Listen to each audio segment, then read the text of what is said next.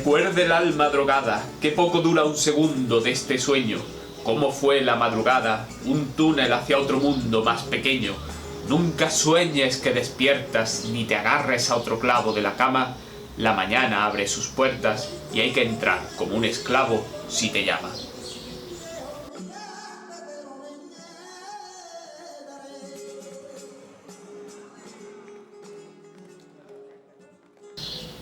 Hola queridos alumnos, creo que voy a sustituir mi cara por el dibujo que ha hecho mi hija, mucho mejor que el original, lo hizo para mi cumpleaños, es más cookie, es más cute, es más kawaii, es más mono, pero me temo que por ahora no va a ser posible porque aunque a veces he descargado programas de animación y me he puesto con ellos, pues que he sido incapaz incluso de hacer que, yo qué sé, que vaya una pelota con ojos botando por la pantalla. En fin, hoy vamos con el último vídeo sobre las coplas de Manrique. Este vídeo creo que va a ser más corto y más sencillo, aunque os tengo que confesar también que eso lo digo todas las mañanas cuando me despierto y estoy escribiendo el guión y luego me empiezo a enredar en los detalles, y ya no os digo cuando hago el montaje, que ahí sí que me enredo en detalles y ideas que se me van ocurriendo, y cualquier día yo creo que mis hijos lo que van a encontrar es un esqueleto delante del ordenador con el ratón. En los vídeos anteriores hemos visto que la primera parte estaba dedicada a una reflexión general sobre el paso del tiempo, sobre lo inevitable de la muerte, de cómo los asuntos humanos, incluso antes de morir, pues normalmente ya la fortuna los destruye. En la segunda parte estaba caracterizada por esa pregunta de raigambre clásica, ese tópico literario que es el ubisum, es decir, la pregunta por dónde están aquellos que ya no están entre nosotros, aquellos que han muerto. Por ejemplo, el poeta daba un repaso a su pasado reciente, incluso con personajes con nombre propio, como el rey Don Juan, o alusiones a otros bastante claras, como el valido Álvaro de Luna, que acumuló gran poder pero luego fue ejecutado, fue degollado. Y la tercera parte estaba dedicada ya finalmente, aunque nos lo habían anunciado desde el título, pero teníamos que esperar 25 estrofas, ya finalmente al elogio del padre, un elogio encendido del padre, y también a la narración, como tantas veces ya he dicho, idealizada de su muerte, con la conversación entre él y la propia muerte, que en fin, parece que se toman un café con pastas, ¿no? Pues bien, esta estructura en tres partes nos va a venir bien para luego analizar los aspectos formales del poema en cada una de esas secciones, pero por ahora la voy a apartar de la pantalla porque voy a hablar de la métrica, y la métrica se mantiene igual en todo el poema y no hace falta distinguir una métrica para la primera, la segunda o la tercera sección. Bien, la métrica del poema es nada más y nada menos que la conocida copla de pie quebrado o estrofa manriqueña, también se le llama así. Pocas veces una estrofa tiene un nombre tan expresivo, tan transparente como copla de pie quebrado. De hecho, podríamos decir que para el estudiante puede funcionar como una especie de chuleta acerca de la estructura de la estrofa, y incluso podríamos decir que la estrofa se autochuletea a sí misma, palabra que me gustaría ver ya en el diccionario de la Real Academia, Espabilad, venga, académicos. Obviamente, si habéis estado atentos a los vídeos anteriores, habréis notado que cuando recito, y también pues si lo habéis visto por aquí, por este lado, las estrofas que he ido poniendo, siempre hay un verso más corto, siempre hay un verso que rompe el ritmo, y por lo tanto ya habréis deducido cuál es ese pie quebrado. Precisamente es ese verso corto, el que llamamos pie quebrado. La mayoría de los versos del poema son octosílabos, y el octosílabo es el verso más natural del español. Hay muchos sintagmas en español y frases cortas que tienden a ser octosilábicas, a tener 8 sílabas. Si miráis, por ejemplo, canciones populares, y si miráis incluso éxitos de pop que aparecen en la radio o en Spotify, pues veréis que las canciones en español tienden mucho al octosílabo. Pero cada 3 versos en este poema aparece uno de esos pies quebrados, es decir, un verso de 4 sílabas, de tal manera que el ritmo podría decirse que cojea, impidiendo que nos acostumbremos a ese ritmo del octosílabo, que tiende a ser pues bastante ágil, bastante alegre, independientemente del contenido del poema. Por eso muchas fábulas, muchos poemas infantiles están escritos en octosílabos. Fijaos la diferencia entre, por ejemplo, la fábula de Samaniego famosa, que empieza diciendo a un panal de rica miel, donde ahí no se corta el ritmo del octosílabo, y por otro lado la primera estrofa de la copla a la muerte de su padre, en donde el pie quebrado va parando el ritmo, va creando una especie de silencio, una especie de cojera. Voy a recitar las dos seguidas. La primera diría: a un panal de rica miel 10.000 moscas acudieron, que por golosas murieron presas de patas en él. Otra dentro de un pastel enterró su golosina. Así, si bien se examina, los humanos corazones perecen en las prisiones del vicio que los domina. ¿Veis? Es muy cantarí. Pero luego tenemos la estrofa de Manrique y dice: recuerde el alma dormida, avive el seso y despierte, contemplando cómo se pasa la vida, cómo se viene la muerte, tan callando. Cuán presto se va el placer, cómo después de acordado da dolor, como a nuestro parecer cualquiera tiempo pasado fue mejor. ¿Lo veis? De alguna manera, cuando llega el verso de 4, sentimos la necesidad de esperar como 4 sílabas vacías, como un silencio de 4 sílabas, como para reequilibrar otra vez el ritmo. Y en ese silencio es donde está la meditación.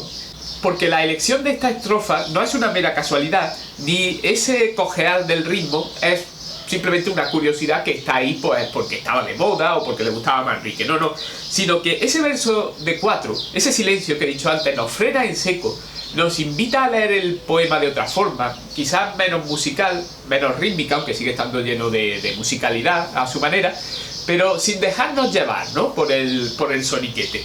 Y ahí es donde está la lectura meditativa, que es propia de un poema tan filosófico, tan triste en algunas partes, tan elegíaco. Ya la elegía clásica, de hecho, y recordad que la elegía es un poema de tristeza profunda, estaba escrita en una combinación de hexámetros y pentámetros, es decir, unos versos más largos que otros, creando también ese ritmo cojo, ese ritmo no alegre, ese ritmo como de marcha fúnebre.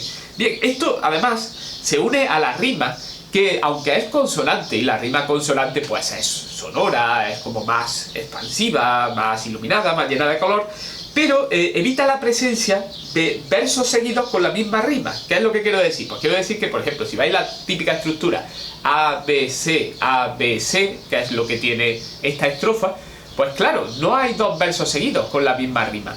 Que eso siempre le da una sonoridad especialmente viva, especialmente alegre a un poema. Fijaos el ejemplo de antes, ¿no? A un panal de rica miel 10.000 moscas acudieron, que por golosas murieron presas de patas en él. Otra dentro de un pastel, ¿veis? El eron en 2 versos seguidos y el él en 2 versos seguidos, pues lo hace muy musical.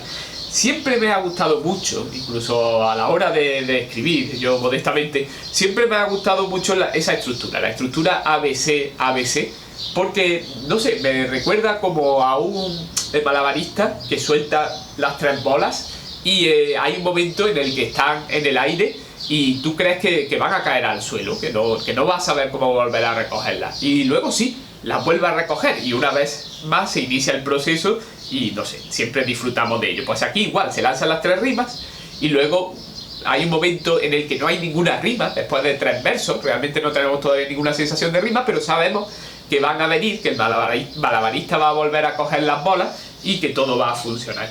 Por cierto, un par de detalles más. Por un lado, parece que a Manrique le da un poco igual que cuando ese verso de pie quebrado, ese verso de 4 sílabas acaba en aguda, pues acabe teniendo 5, porque recordad que existe la regla en español de que las terminaciones en aguda es como si sumaran una sílaba más, como si hubiera ahí una sílaba fantasmal, porque el español está completamente acostumbrado al ritmo en palabra llana, predominan las palabras llanas, y de alguna manera queremos que todas las terminaciones sean llanas, así que cuando acaban en aguda, pues casi como si mentalmente dejáramos ahí un silencio.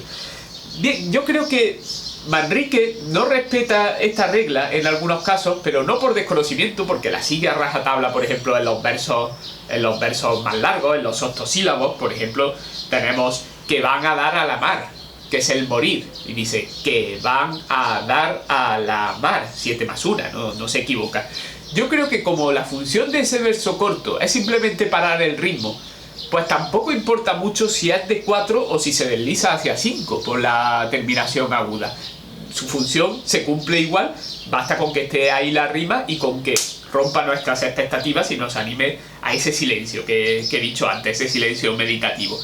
En cuanto a los recursos formales, pues podríamos decir mucho, pero para no alargarnos demasiado, vamos a destacar aquellos que son más propios de cada una de las secciones del poema, lo cual creo que a un estudiante pues le puede ayudar en un comentario o en un examen, pues a justificar qué parte del poema es la que se ha puesto, ¿vale?, para comentar, y dar pues como razones pues la presencia de esos aspectos formales junto al distinto contenido de cada una de esas partes, etc.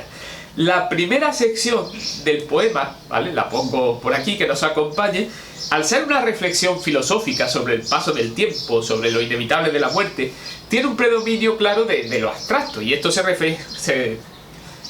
refleja, por supuesto, en la presencia de múltiples sustantivos abstractos. Apenas hay sustantivos concretos en las 3 primeras estrofas, por ejemplo, y cuando hay alguno, como es el caso de río, y en algunas estrofas luego después aparece camino, en el fondo, como son metáforas, son símbolos para hablar del paso del tiempo, que es lo más abstracto del mundo, pues ni siquiera funcionan del todo como sustantivos abstractos. A lo largo del poema aparecen varias estrofas que consisten en enumeraciones. Esto es algo muy medieval, no es que luego no se haga, pero pensar, por ejemplo, en las larguísimas enumeraciones graciosísimas del arcipreste de Hita, o en las todavía quizás más impresionantes que aparecen en la Celestina. O sea, si habéis leído alguna vez todo lo que tiene Celestina allí en sus armarios para hacer las pociones, pues que os habrá volado directamente la cabeza. Bien, estas listas normalmente se suelen rematar con algún tipo de pregunta retórica que interpela directamente al lector. En este caso, además, la enumeración va acompañada de una figura literaria que se llama polisíndeton, que es cuando se escribe la conjunción, en este caso la conjunción copulativa, la Y, pues más de lo que sería necesario. Dice: decidme la hermosura, la gentil frescura y tez de la cara, la color y la blancura, cuando viene la vejez, ¿cuál separa? Las mañas y ligereza y la fuerza corporal de juventud, todo se torna graveza cuando llega al arrabal de senectud. Por cierto, un pequeño detalle métrico. Al igual que señalé en otros vídeos anteriores, en el caso de Garcilaso de la Vega o en el caso de San Juan de la Cruz, estamos en una época, y más en Manrique, que es anterior, en la que todavía se pronuncia la H en forma de H aspirada, y esa es la razón por la que, por ejemplo, puede ser que no nos cuadre un verso como el primero de los que he recitado: decidme la hermosura, decidme la hermosura. Claro, la sinalefa hace que tenga 7 sílabas y que no cuadre. No, pero es que se decía decidme la hermosura. Nos suena raro, pero era así y no se producía la sinalefa, ¿vale? También son frecuentes en Manrique los paralelismos y las anáforas, es decir, por ejemplo, en el caso de los paralelismos notamos a lo mejor que hay 3 versos que están construidos sobre el mismo molde que otros 3 versos anteriores. En cuanto a las anáforas, pues las usa para ir dando fuerza a esas enumeraciones, porque con cada repetición de la palabra al comienzo del verso es como que la intensidad va creciendo, y veréis, vemos estructuras tan sólidas como esta. De ellas deshace la edad, de ellas casos desastrados que acaecen, de ellas por su calidad en los más altos estados desfallecen. La segunda sección del poema, que la pongo aquí, bueno, ya sin base, la pobre está ahí en el suelo, es la que estaba dedicada al Ubisum, al tópico del Ubisum, la pregunta por los que ya no están. Manrique lo que usa es la expresión ¿qué se hizo? ¿Qué se hicieron? Nosotros mentalmente, como lectores del siglo XXI, la podemos ir sustituyendo automáticamente por ¿qué fue de?, ¿no? Estas estrofas también están muy marcadas por las enumeraciones, constituyendo descripciones rápidas como abuela pluma, pero muy intensas, muy eficaces del mundo de aquella época. Ya dije que era como una especie de pequeña ventana al mundo de finales de la Edad Media, a sus fiestas, a sus personajes principales. Estas descripciones están mucho más centradas en los sustantivos que en los adjetivos. No es de mucha adjetivación el estilo de Manrique, aunque cuando usa adjetivos pues siempre son muy útiles. Eso me hace recordar a la famosa frase de Vicente Huidobro que dice: el adjetivo cuando no da vida mata. Cuando no da vida mata. Y eso lo he visto muchas veces en poemas que parecen que tienen la espalda cargada y la columna encorvada bajo el peso de tanta adjetivación. Fijaos en la gran cantidad de sustantivos concretos de la siguiente estrofa, salpicados de manera breve pero efectiva, como he dicho antes, de algunos adjetivos. Las huestes innumerables, los pendones y estandartes y banderas, los castillos impugnables, los muros y baluartes y barreras, la cava honda chapada a cualquier otro reparo que aprovecha.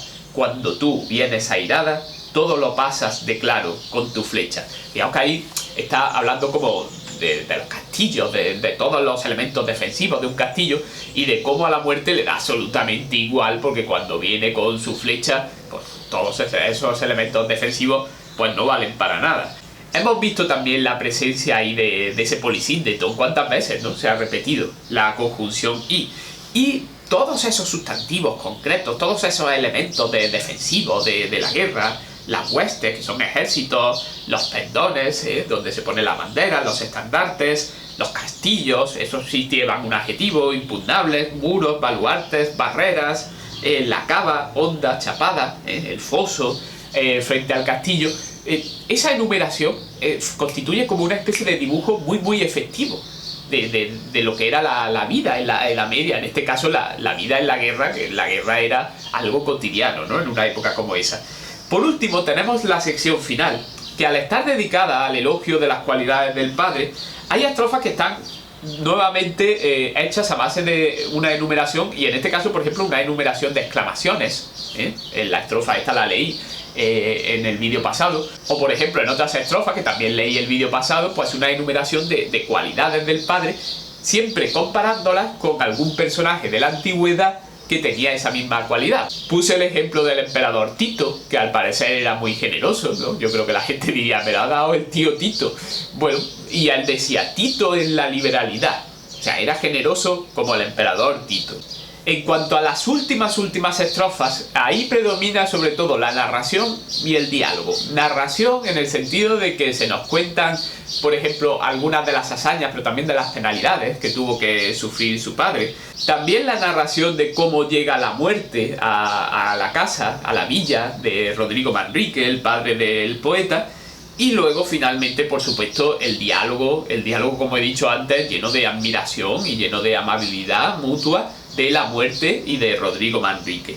Por cierto, en esta última estrofa que voy a leer, tiene gran fuerza la anáfora de después. Se va repitiendo al principio de varios versos la palabra después y con eso vamos ganando fuerza. Dice, después de puesta la vida, tantas veces por su ley al tablero, después de tan bien servida la corona de su rey verdadero, después de tanta hazaña a que no puede bastar cuenta cierta, en la subilla de Ocaña vino la muerte a llamar a su puerta. Por cierto, que ahí el tablero de ajedrez es el símbolo, es la metáfora de la dura vida del guerrero y de la suerte cambiante de la batalla. Y él puso su vida al tablero muchas veces, es decir, no tuvo miedo, no tuvo reparos en arriesgarla, ¿no?, para servir a su rey, por ejemplo, a su señor. Bueno, y se podría decir mucho más, y de hecho me da pena despedirme aquí del amigo Manrique. Se podrían comentar todas las comparaciones, todas las metáforas de los 480 versos, pero bueno, yo creo que para un primer acercamiento al poema ya es suficiente, y ya estoy temiendo una vez más el tiempo que me voy a pasar montando el vídeo, porque al final no ha salido tan corto y tan sencillo como creía. Pero bueno, lo mejor que podemos hacer en este caso es cortar aquí, despedirnos, tanto Manrique como yo, poniéndonos nuestras sendas gafas de Tube Life y diciendo hasta la próxima. I take a look at my life and realize there's nothing left, 'cause I've been blasting and laughing so long that even my mama thinks that my mind is gone, but I ain't